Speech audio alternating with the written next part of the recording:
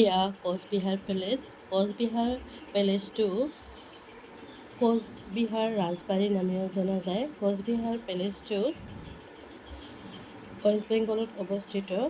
বহুদিন আগৰ পৰাই কোচবিহাৰ পেলেচটো চাম বুলি ভাবি আছিলোঁ আৰু এই গৰমৰ বন্ধত সুযোগটো মিলিল আৰু সেয়েহে এদিন তিনিওজনে মিলি কোচবিহাৰলৈ যাত্ৰা আৰম্ভ কৰিলোঁ।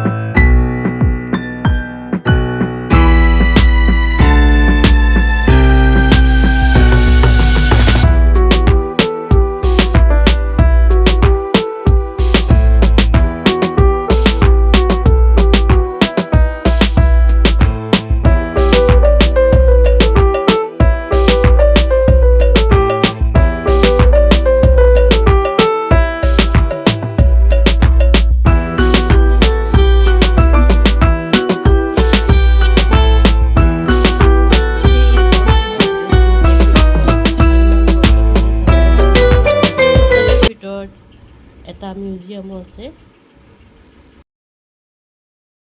প্ৰসাদৰ বাহিৰত ফটো উঠোৱাত কোনো বাধা নাই, কিন্তু প্ৰসাদৰ ভিতৰত ফটো উঠাবলৈ